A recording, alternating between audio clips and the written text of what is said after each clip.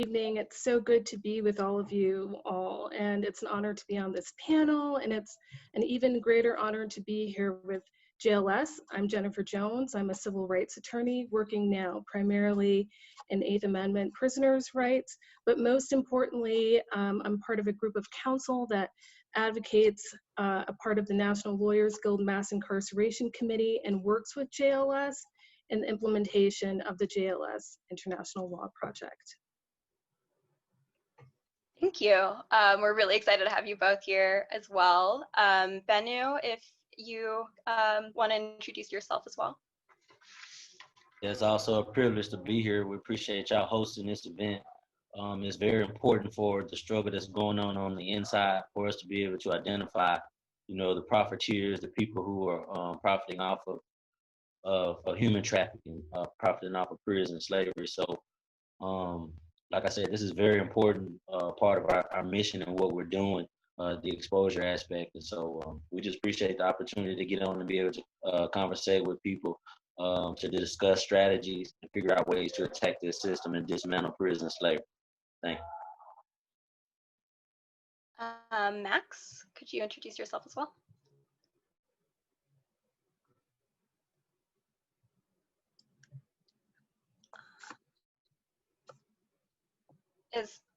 I think you might be muted.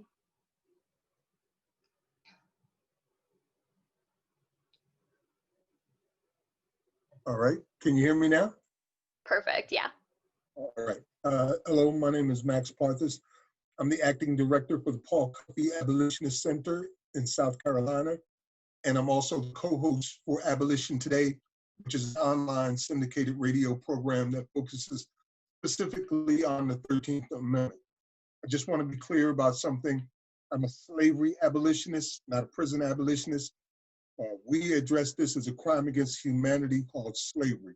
And we are in the process of abolishing slavery as we speak. Thank you. Great, and I think Crystal, our other panelist, has not been able to join yet, is that correct? Okay, yeah, and I guess I just wanted to start out by talking a little bit about the national prison strike demands themselves, which I will put up so people can refer to them. And I just wanted to know, like, from your perspective, how these demands were formed, what the radical strategy, I guess, the strategy behind demands was, what has changed since the prison strike demands of 2018, and kind of how we build from here. Okay, this is SJ. I'll kick off the ball with that.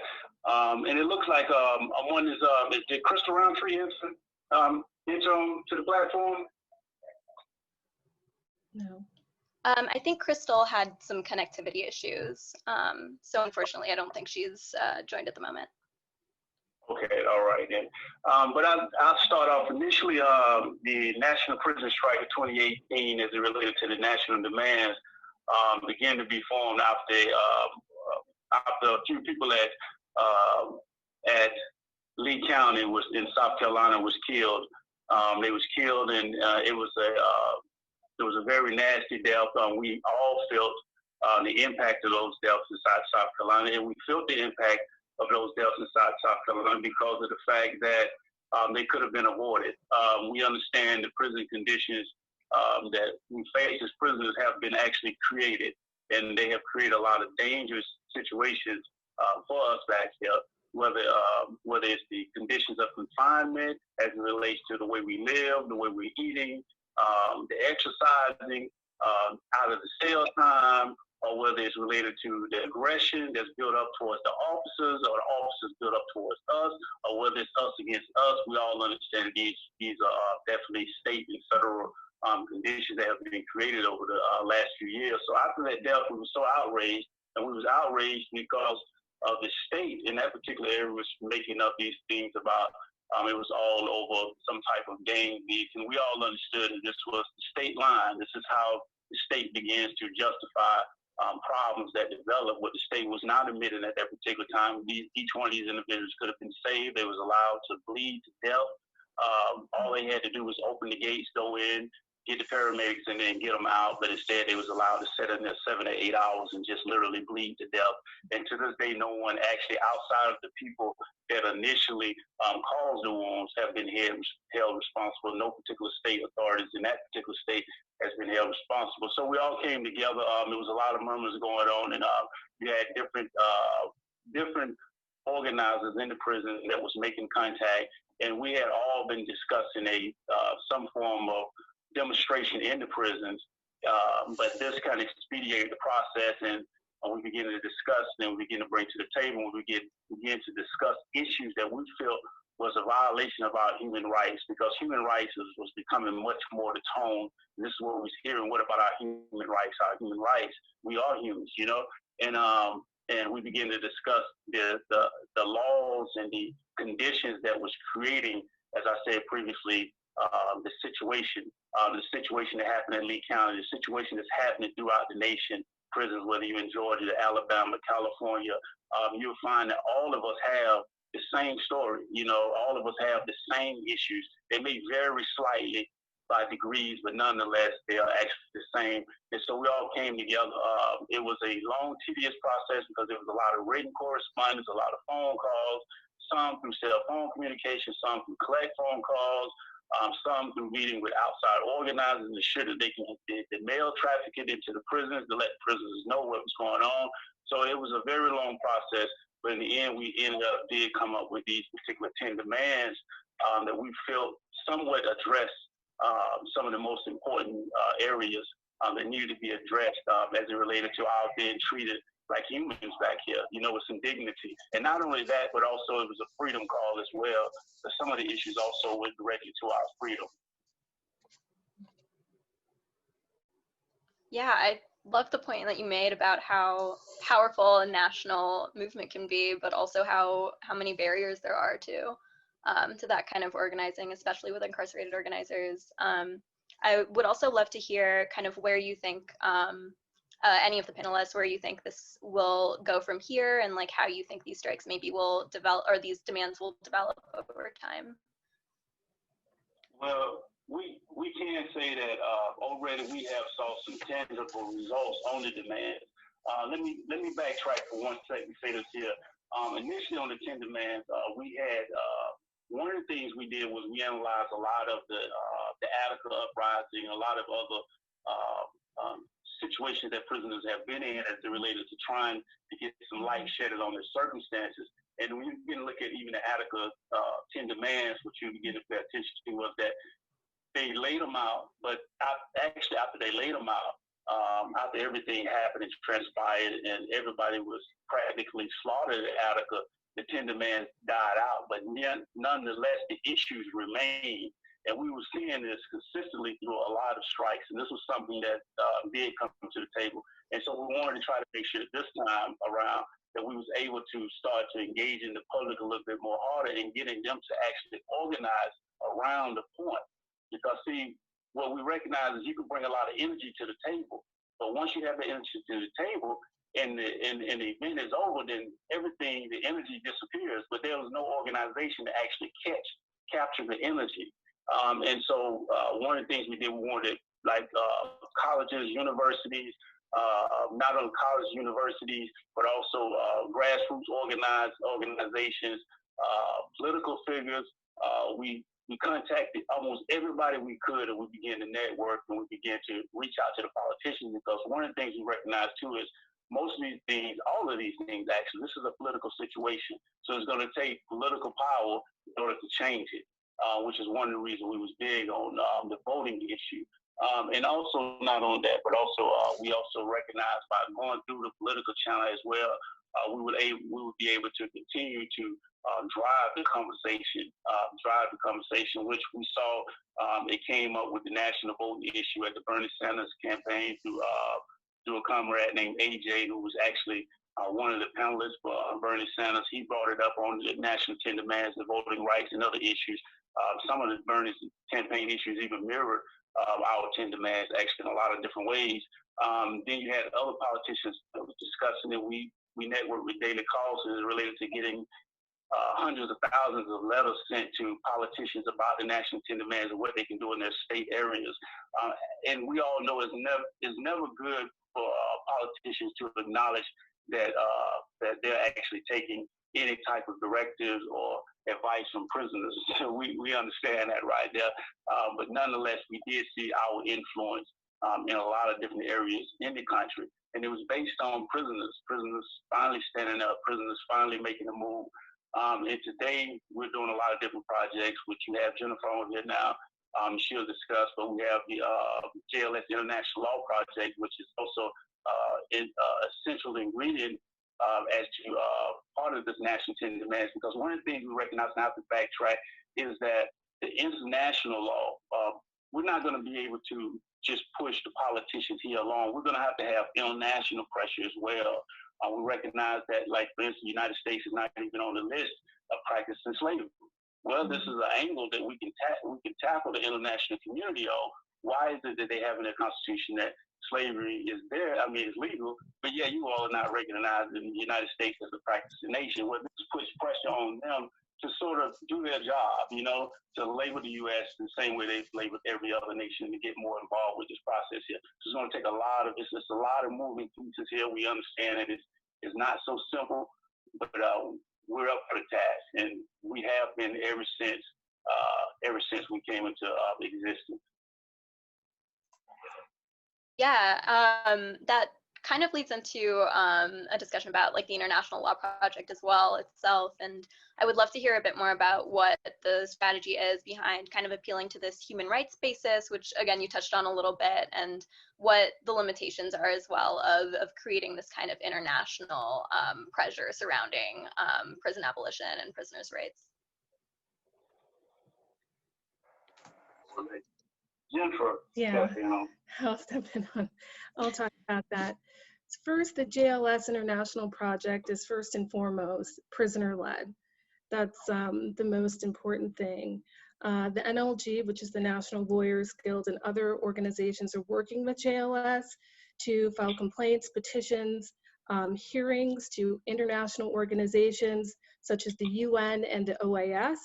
I, along with human rights attorney Audrey Bomps, who is not able to be with us here today, and other attorneys help with the project. As lawyers on the project, our role is actually really small in comparison to JLS's enormous brain power and all the work that they put in and all of the ideas. So the primary allegations are that the US is violating international law, particularly the Mandela Rules and the ICCPR, as to the practice of legalized enslavement under the 13th Amendment to the Constitution, the practice of solitary confinement, and extreme medical neglect.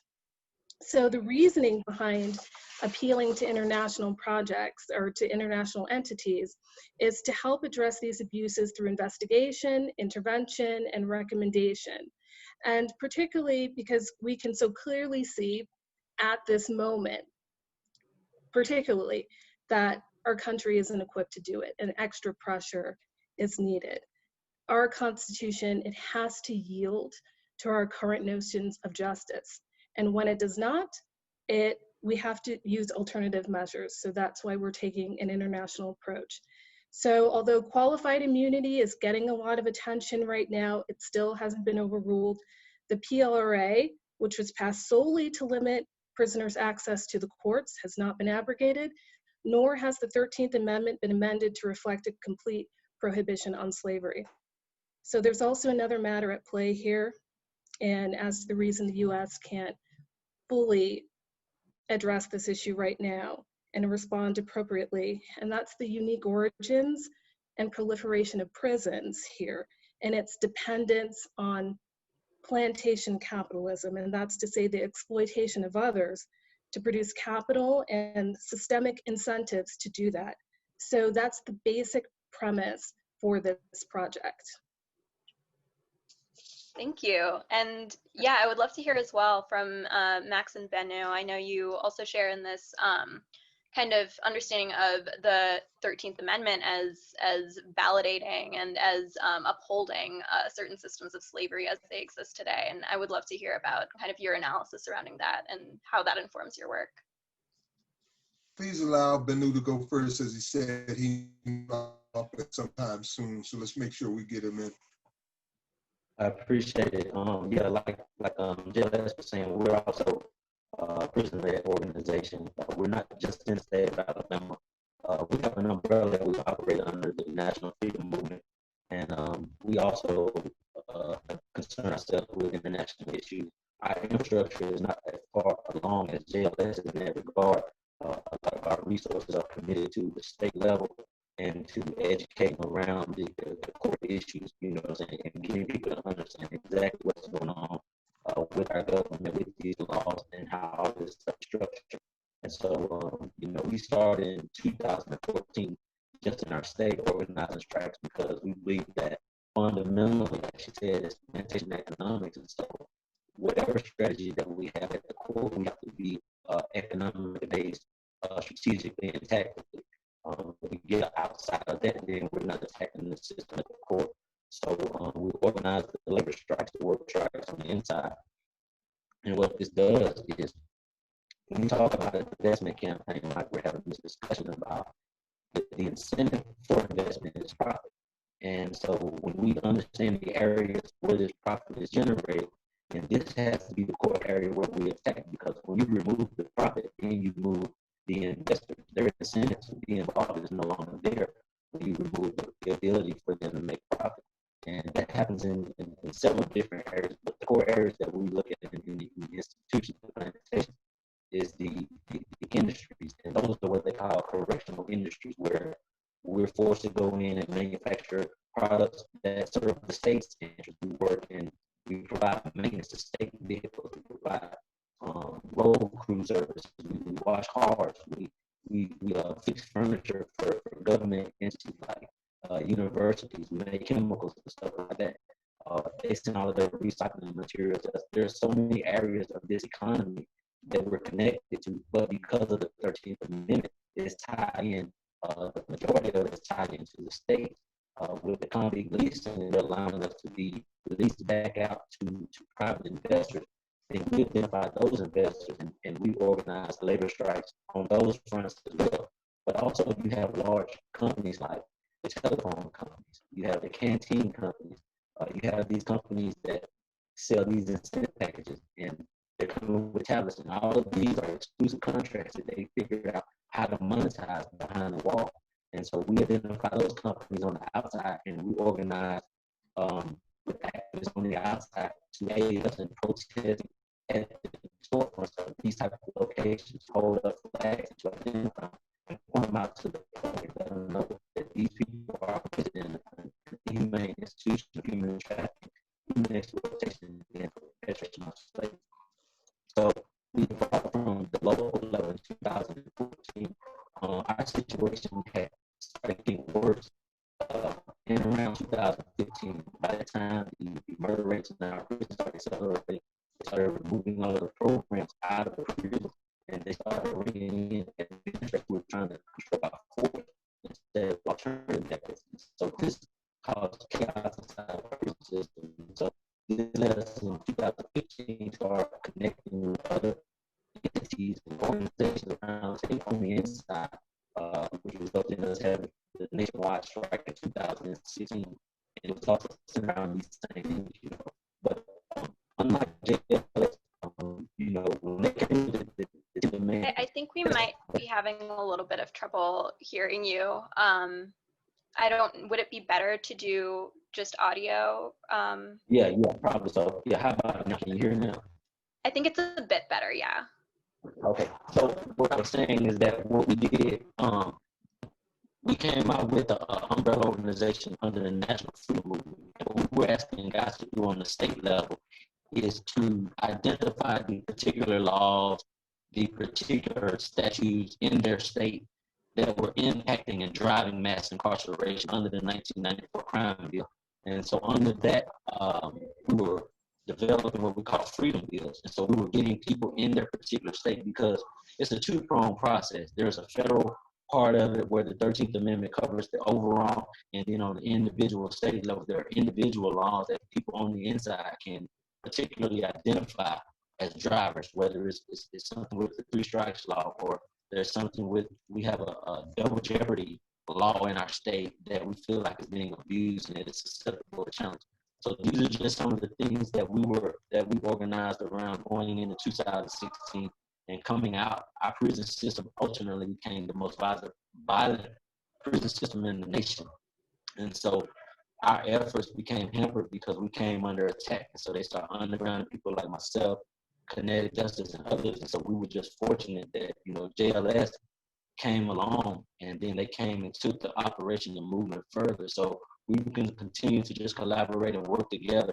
But at the core, we all understand that all of these people are here because of the finances, because of the profit margins. And so when we attack, we have to identify particularly where they're making their profit at. Like even with this campaign, the Harvard Prison Divestment Campaign, we need to know specifically where those resources are being directed, because there's so many different ways that you can profit off of this stuff. They could be invested in the phones. They could be invested in just any number of things. They could be invested in corporations that are profiting. They could be invested in GEO Group and the people who build the prisons. We need to know specifically where their investment is. And then when we have campaigns like this challenging them, we can go directly to their sources of income and revenue and protest and boycott and elevate the awareness of people to know that these are their co-conspirators, this is where they're complicit at, and protest at those areas as well. Thank you, and I'll yield with that. Thank you.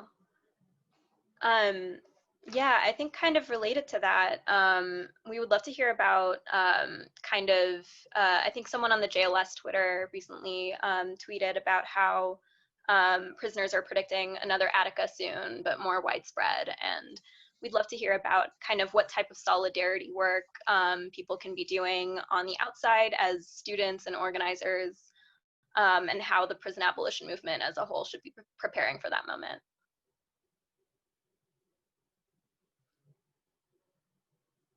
Yeah, well, from our perspective here in Alabama, I don't know who you were directing the question to, but from our perspective, we feel like the other Attica is already upon us.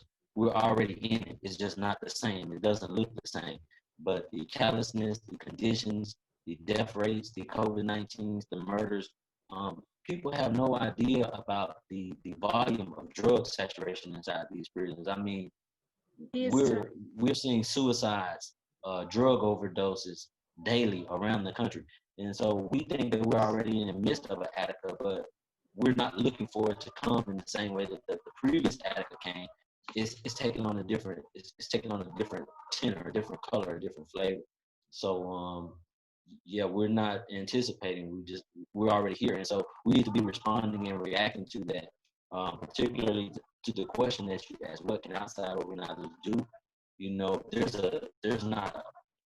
We all have different ideas and strategies about that, but what we're doing in Free Alabama Movement, like I said, we want to know who the co-conspirators are, the McDonald's, the Wendy's, the Starbucks, and these companies. And we want to wage campaigns and organize campaigns through our organizers on the outside to target these areas. And on the other side, the assistance that we need. This is the most important thing. We talk about this labor. We know what the United States Supreme Court has said about the ability for people incarcerated to have unions. We cannot allow ourselves to not organize our labor, whether we label it as a union or whatever we label it as.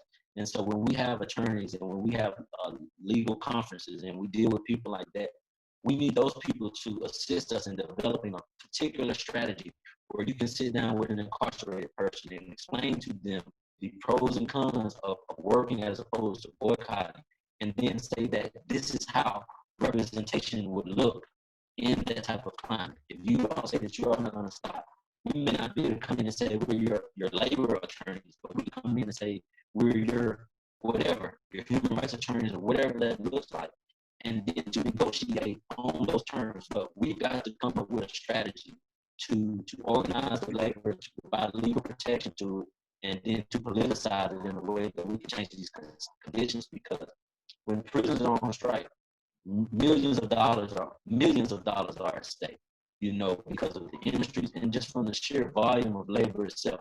So when you remove that, you have a tremendous negotiating tool. So whatever you're doing, subordinate to that or in support of that, this is where you leverage your most power.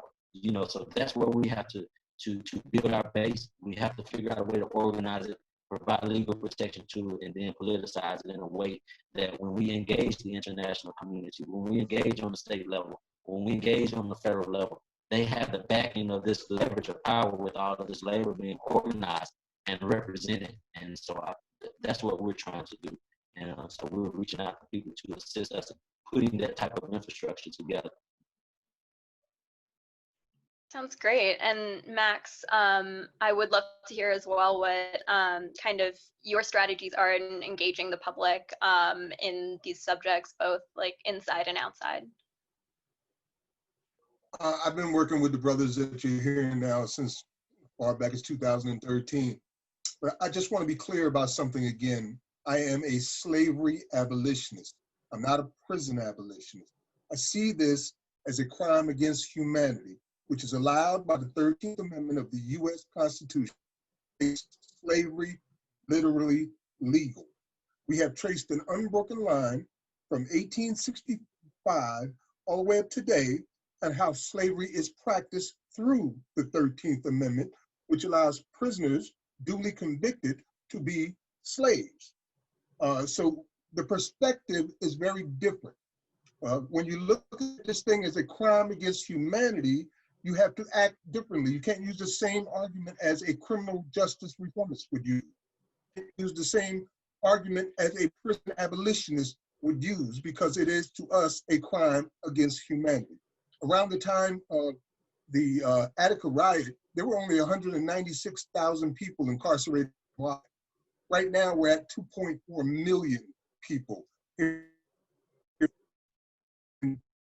One of the ways, or one of the several ways that we're addressing it, is we have formed at abolishslavery.us. We've already got 2 states who have removed their exception clause from this. 20 more states who have an exception clause of their own in their state constitution. With the 2 that have already gotten have them removed, we also have 9 more who are in the process of putting together their legislation to have that exception clause removed from their state constitution. And on the ballot right now are 4 states for 2020 through voter initiatives that are having their exception clauses removed from their state constitution. So we're treating this as a crime and not as something that can be fixed or repaired or mistakes that are done over time. One of the reasons that these brothers don't have the ability to have someone held accountable for the 8th Amendment violations that are systemically happening to them every single day, even according to the Department of Justice, is because as prisoners, they lose all constitutional rights. It's because of a deal with the prisons themselves that has been going on for many, many years, systemically, and decide which rights they're allowed to have and which rights they're not allowed to have, which goes back again to this being a crime against humanity. So we also have traced the money and all of the satellite organizations that live and die based on the prison population. And the Marshall Project quoted that as much as $500 billion a year is spent through the families and through the government on this prison industry that we have right now. This is not about justice, it's about profit and control. And it's a racially based system where every state in the union has more Black people being incarcerated per 100,000 than any of their peers. It doesn't matter what state it is. In Vermont, it's 14-1, even though Black people only make up 1.2% of the population. In New Jersey, it's 12-1. In South Carolina, it's 6-1. In Wisconsin, it's 10-1. This is like this all across America. And again, I just want to be real clear that we are treating this like a crime against humanity. And we're working with all these states across the country to first abolish these exception clauses. We feel once these exception clauses, which legally make this okay to happen, we can challenge these things in court. Slave-like conditions, slave-like treatment, slave labor, what do they call it, slave wages, where my brother in Alabama is making 3 cents a work. So that's where we're at on it right now. And we are growing rapidly with this movement. As I said, we've got 4 states already got their legislation on the ballot for 2020. We've got 9 waiting, and then we've got a few others who are hearing about it and want to get involved. Our goal is by 2022 to have almost all 50 states addressing this, whether they're removing their own exception clauses or inserting pro-slavery language like New Jersey is currently doing. Great, and all of the links and information that's been mentioned so far as well will be shared again at the end of the event. So we'll make sure to share all of that with all of the attendees as well. And just a reminder, if any attendees do have like questions for the Q&A section, just make sure to just put those in the chat, and we'll get to those in a couple minutes. But yeah, I think a similar question as well for JLS. How are you kind of going about engaging the public in this issue and kind of working on these organizing efforts, both with incarcerated organizers and outside comrades? And what can students and organizers in the abolitionist movement do to support you? Right. Well, one of the things we want to remind everyone of is that we're dealing with dismantling the prison industrial slave complex. That means divest, defund, abolish. That's kind of the 3 things we look at, you know, to divest, defund, and abolish. That is dismantling the prison industrial slave complex. And it's going to take many different ways, many different angles to tackle this particular issue. We have to come from let me say this too, right? I also want to say this here.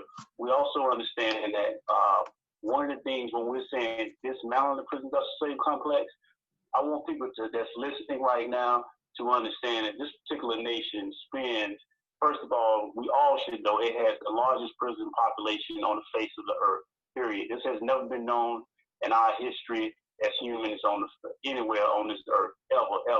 Right now, it's estimated they're spending $81 billion on prisons alone, and the estimate is actually higher to up to 181 billion when you begin to add in all the other money profit and money wrapped in hands that's inside this business right here.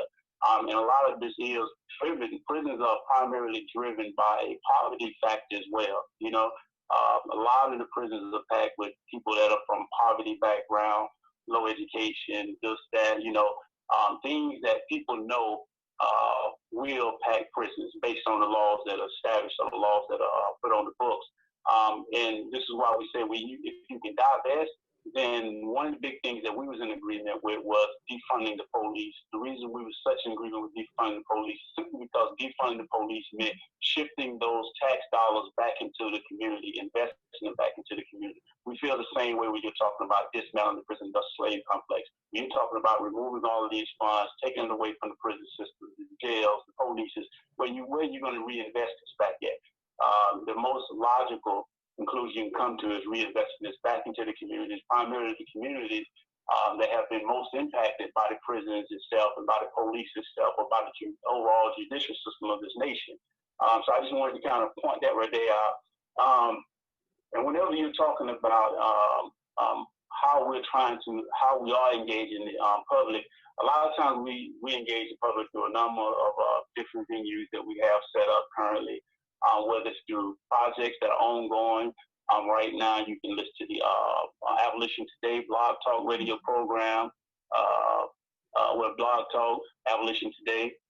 You can listen to, you can follow us on Twitter, Instagram, follow our comrades, because we do have comrades from inside different locations that may be tweeting out relevant information or things that people feel that they can get involved in once it's put out there on the line. We also asking people, organizational bodies particularly, is once again to always, because we use the National 10 Demands as our platform now, we're asking organizations to look at those 10 demands and decide which one of them is compatible with your organization. If you have an organization, if you don't have an organization, form an organization around one of these particular 10 demands.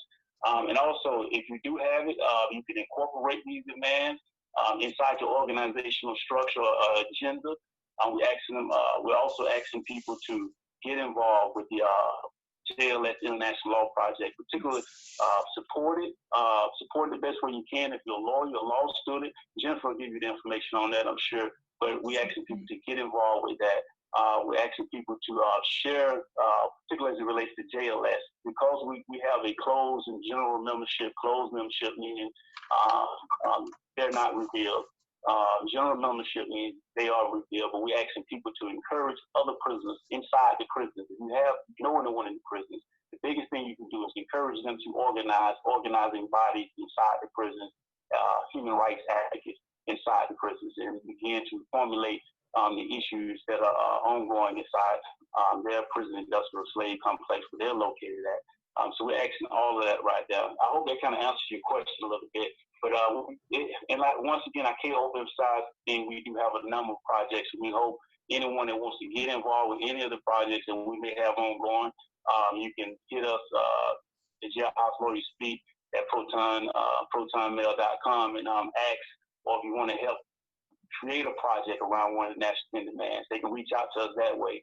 But that's what it's all about at the end of the day for us. And we just got to continue to build and build and build, because we're dealing with a monster here.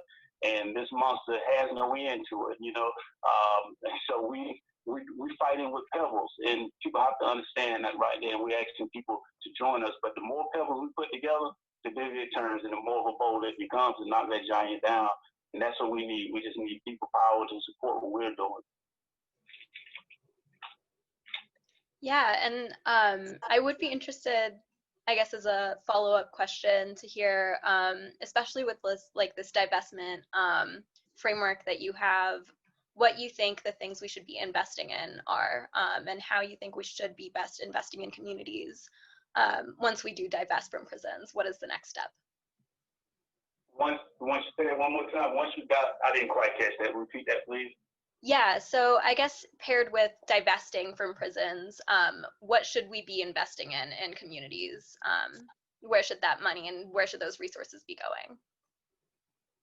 Well, for one, I would say to each community own, so to speak. We're dealing with a large nation here, and it's been a lot of damage done in this country as it relates to the funds that's been sucked out of these communities. But one of the first places I would suggest, one of the biggest hits that I think some of the poor communities have taken is the educational system. I think the educational system has ended up being a casualty of this particular prison industrial slave complex, because a lot of the money that was focused towards education is now, a lot of it is actually being diverted towards prisons, or somewhere along the line of the judicial system.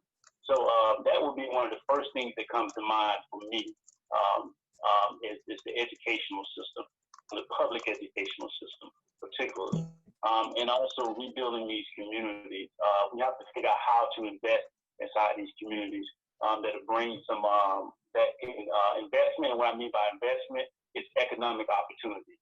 So some of this money should be reinvested back the same way that the 94 crime bill invested in the prison system and created hundreds of thousands of police jobs. It's the same way we should be refocusing them funds back into those Black and brown communities and creating hundreds of thousands of jobs in those particular communities. That's where I stand on that. Thank you. Can't see the chat at the moment, but Anna, are there any questions from? Yeah, we can switch over to a audience question and answer period now. Before we do, I wanted to give a special thank you to our Harvard Law School Student Org co-sponsor for this event, HLS Cutie Pop. Thank you for your co-sponsorship, which made this event possible. And then our first audience question is question for JLS members. What sort of political education materials, books, essays, etc., are you all engaging with? they ask what kind of political material that we need, or what type of material that we usually read. You know. I think reading. Okay, reading. Well, that's a lot of different material, right? As long as we have the time to read. But I would say top of the line though, as it relates to JLS, we definitely make it a minimum requirement that all of our people read 2 different books, particularly George Jackson work, Angela Davis, and also we recommend that they read the National Lawyers Guild it's Jailhouse Lawyers Manual. This is something we ask all of them to get in. We ask them to share it and study on that. That's just basic right there that we ask them to get up on, you know, as far as reading, understanding, comprehending, and trying to understand the prison industrial slave complex. But that's basic. Don't even give a little bit of political insight as well. But that's what we do as a organization, as the Jailhouse Lawyers Speak.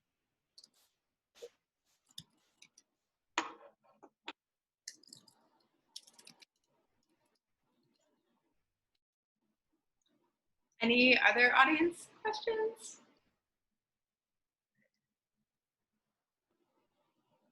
Say it one more time.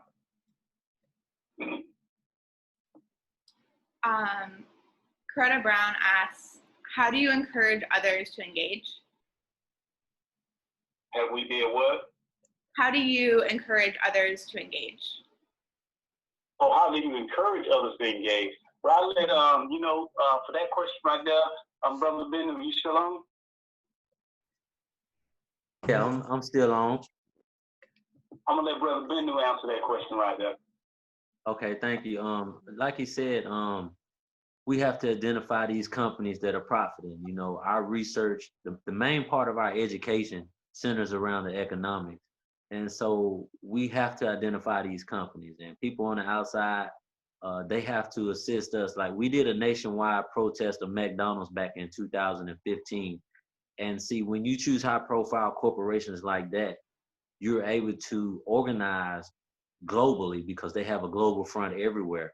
And so this is how we make the international connections. And so when we identify these companies, there may be some making more money than others, but they may not have offered the intangibles to allow us to access their platform. And so that's one of the core things that we have to do. Those people, because a lot of companies don't want to be associated with the institution of slavery. And Max, he made the point that it's very important in branding your message that you use the right language. He made the point, he didn't speak on it today, but he said the term mass incarceration did not become popularized until after Michelle Alexander's book. And so that word and that conversation kind of took over the dialogue. And so now we're fighting mass incarceration instead of actually fighting slavery, because the name changed, the conversation changed. And so when we strategize with people on the outside, we have to get our language aligned. We have to get strategically aligned on the economic issue. And then we have to build people around that base of economics, identifying these companies. And also, we want to have symposiums and seminars and town hall meetings in what she described as the $1 million community. See, a lot of these conversations are going on Zoom, and they're going on away from the communities that are impacted. You cannot protect the community, you can't assist the community if you're not willing to go inside of that community. And so when you go inside of this community, there has to be an education process about, you know, how are you funding and supporting the system? How does the phone calls that you're accepting, the service companies, providers that you use to send the money, the companies that you're buying incentive packages from, we have to educate people on understanding what our participation and complicity is in all of this. And so when we get that type of material produced, which is the responsibility on the guys on the inside, we have to put that information out there, and then we put into the hands of our supporters. But people have to go into the impacted community. Everyone says, well, we represent impacted people, we represent impacted communities, but they don't even have a single picture of them ever being in an impacted community. And she described them as $1 million blocks. And so they figured out a way to monetize these blocks. And so those are just some of the things that we have to do to engage people on the outside, is in the focus and the language has to be on economics and the institution of slavery. because when you remove either of those, when you remove the institution of slavery, you remove forced labor. When you attack the economics, then you remove the incentive for the profiteers to be at the table. And see, it's just like any other business. When you strip those resources, they're left with their core mission statement. The reason why that they can incarcerate so many people is simply because of what they are able to generate off of our contributions to the system. If they were not making anything, everyone says, well, they spend $81 billion. That's another little stat that's out there. Okay, well, no one says, but how much do they actually make, by investing those $81 billion? There's a large part of it that's the infrastructure is shifted over to the taxpayer. The taxpayer pays for the factory to be built. The taxpayer pays for the company to come in and hook up all the wires for the pads and stuff. The taxpayer pays for the space for the commissary to occur. But then the contractors come in and profit off of it. They use tax dollars to set up their manufacturers and warehouses, and then they make the deals with the politicians and the people who run the prison crats and come in and say, let us have that space, we'll profit off of it, and this is your cut. And so we have to attack right there, because that's where their engagement comes in, at right there at that point of profit. And when we attack right there and educate right there, then we're able to be more effective, because we don't have the voting. We have the ability to ask others to assist us with voting. So we don't have that. We don't have resources because we're not compensated for our labor. So we have to figure out, where is our power? What is our source of power? It's our labor first, and then it's our other contributions through the means that I've described. And so that's where we have to organize, and that's where we need inside and outside collaboration and unity. Awesome. Yeah, that's such a great explanation of how prisons are used to extract wealth, both from prisoners and from the communities they're separated from. So I think I understand the question better now. So I think the person was also specifically asking, how do you encourage currently incarcerated people to engage? Like, for example, if you have a loved one in prison, how do you encourage that person to join in? And then someone else was asking a similar question. How do we help connect people on the inside with Jailhouse Lawyers Speak and similar movements to end slavery in the United States without further jeopardizing their lives and safety?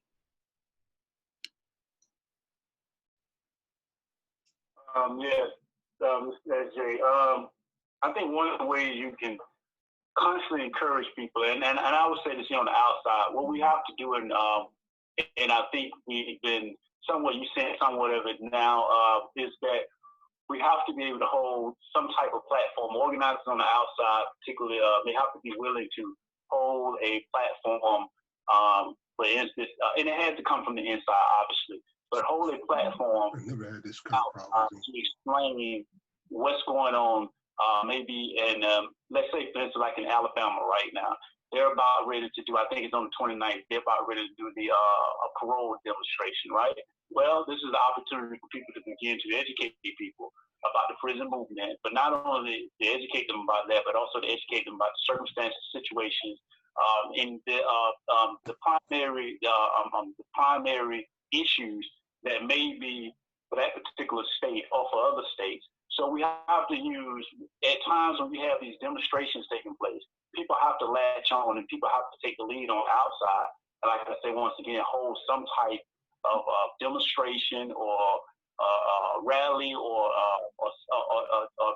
panel or something around the issue. And that encourages people at that point. But also, one more thing they can do as well, too, is they can also use simple tools like social media, sharing the issues with other people. Also creating, because we don't have a lot of money here. We definitely based on the people. And so they can also be creating flyers, excuse me, not flowers, but creating these flyers, put them out there to people, placing articles in the newsletters, just a host of things they can do, even holding radio programs, would like to see something more on YouTube about the movement and what's going on with the movement. But these are things that people on the outside can do themselves. It only takes 1 or 2 individuals, and those 1 or 2 individuals in turn can motivate many other people in return out there. Because all you got to do is open up the door and people will come.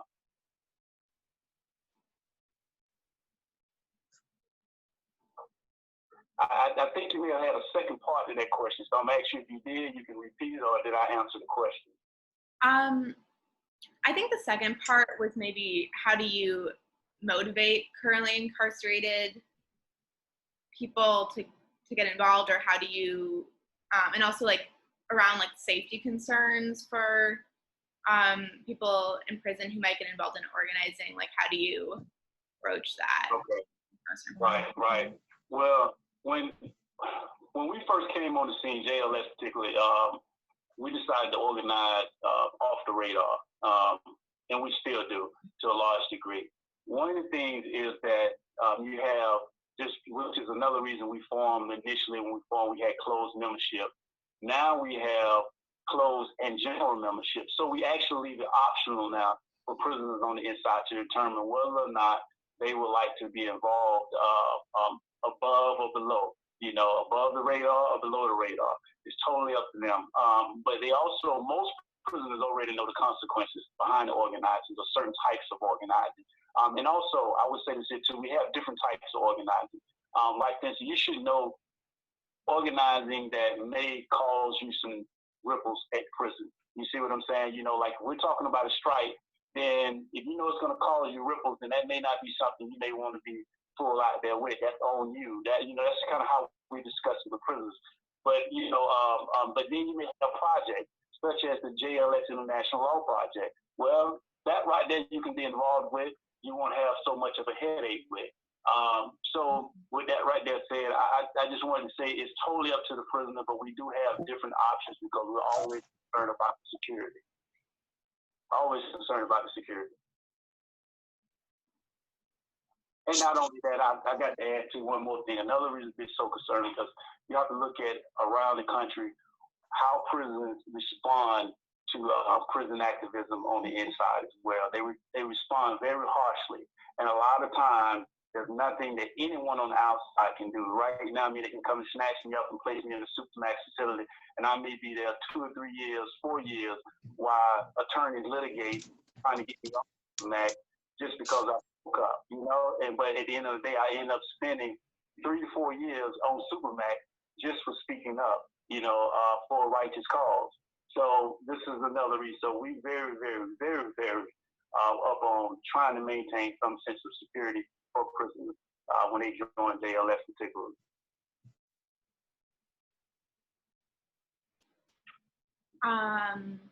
Another question is, how do we stop the gatekeepers, liberal nonprofits, NGOs, reformist organizations from co-opting grassroots efforts when they have media access, can frame the narrative, and control the public discourse?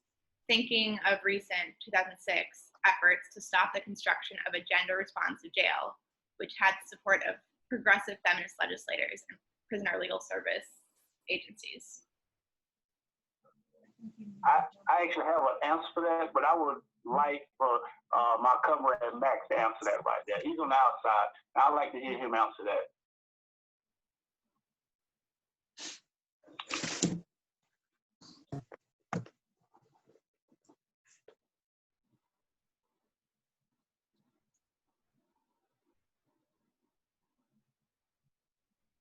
Max, are you there?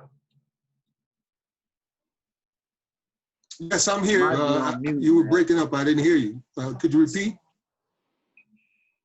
Okay. Can you guys hear me? He said he didn't hear the question. Can you repeat the question for him?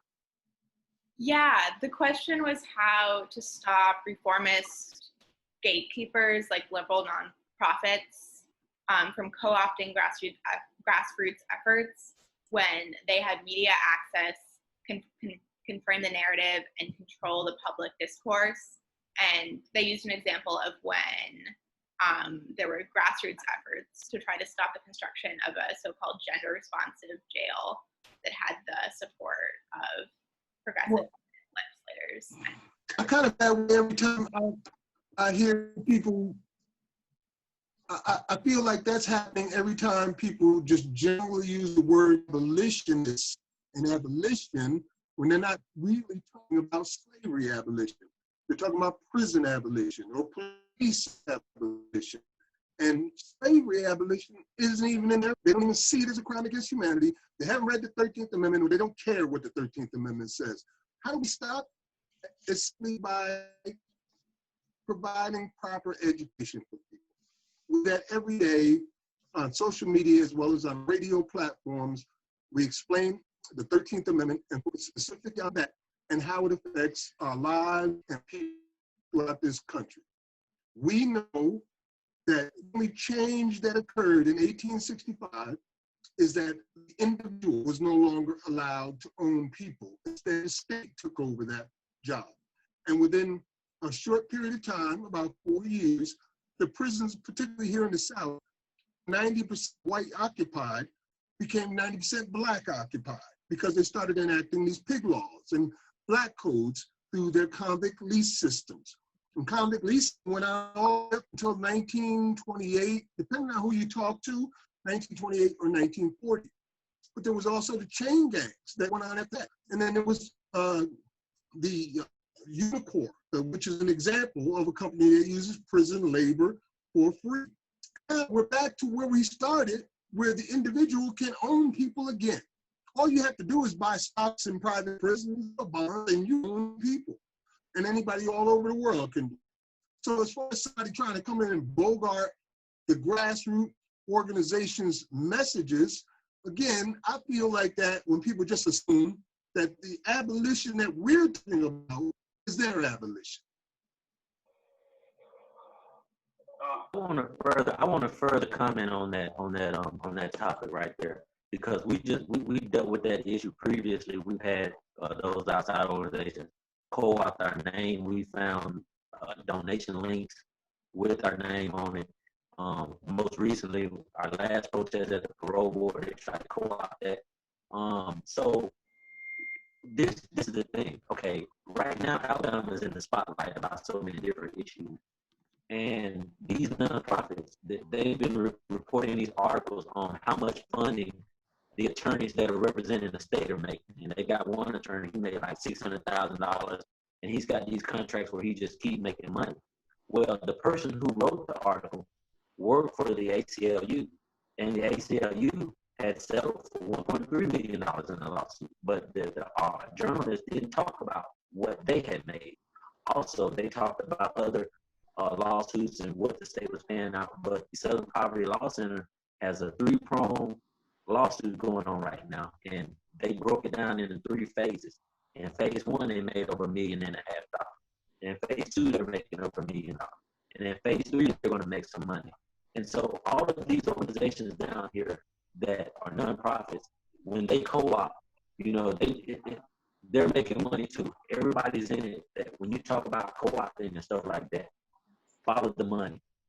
And so what we've been thinking about, okay, when you file a class action lawsuit, you have the responsibility to protect every right of your client. Okay, unless the client waives something. Okay, one of the rights is the right to compensation. All right, that we've had 6 class action lawsuits filed in the state of Alabama.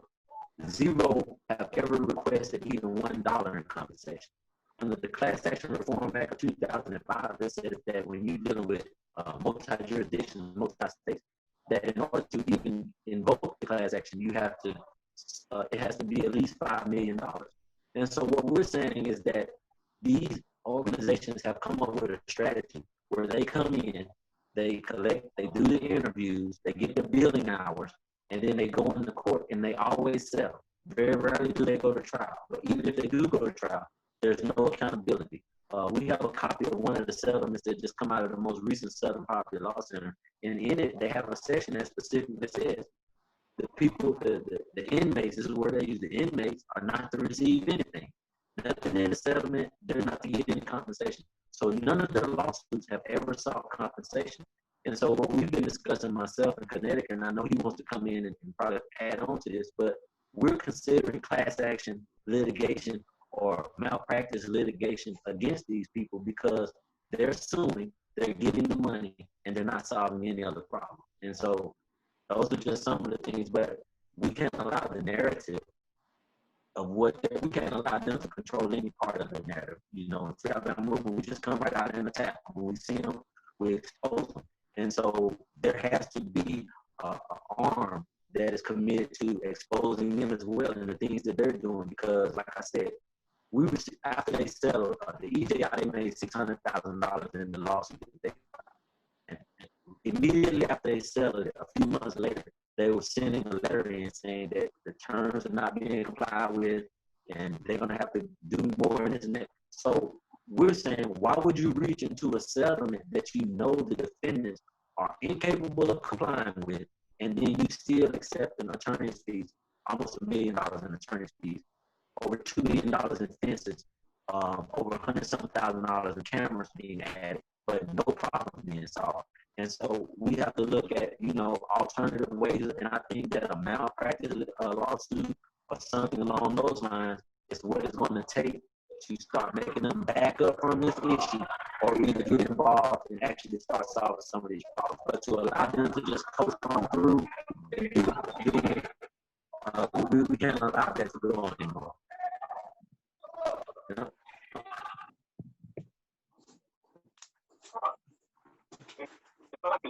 If I can add in on that very brief,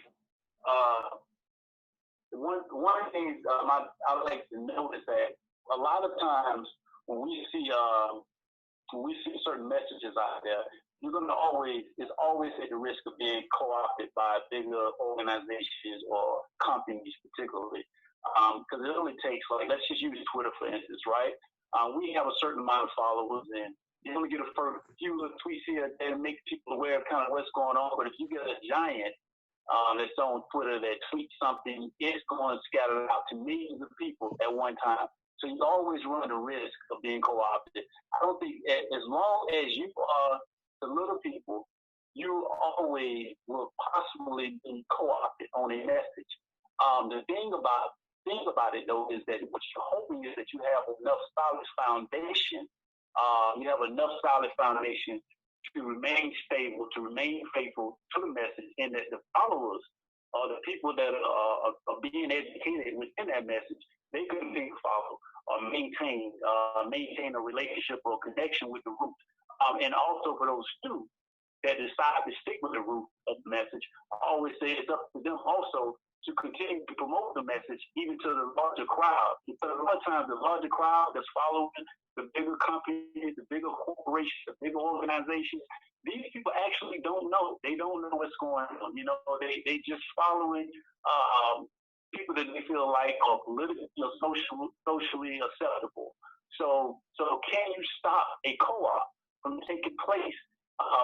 As long as you are the small one on the totem pole, absolutely you can't. You know, there's just no way you can stop a giant from co-opting your message.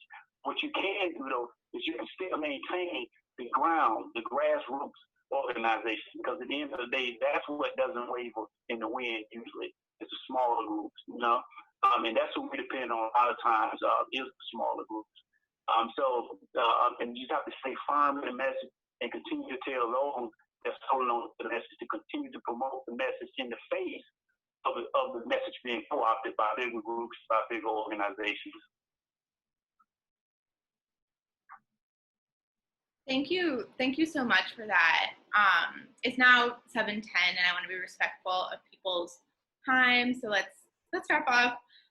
But yeah, thank you so much for sharing all of these ideas and information about how we can all plug into this work and keep making connections and move this work forward. I'm sharing in the chat some information about how you can financially support the organizations of these speakers. And we'll also send a follow-up email with this same information. But as Bennu and some of the other speakers were saying, prisoners are not compensated for their labor. They need outside financial support to finance their leadership. on this issue that affects prisoners and affects our society. So that's posted in the chat, and we'll also send that again.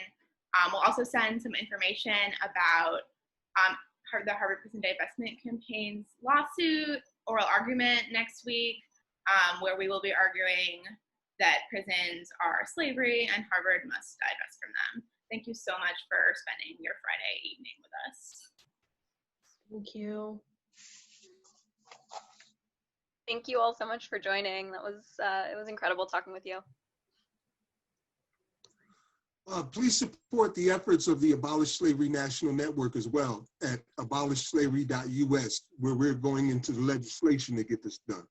So we need all the help that we can get in that avenue. Please and thank you. And I've also put the contact information for the JLS Law Project in the chat box, so we'd be happy to hear from all of you, any of you, if you want to participate or if you know someone.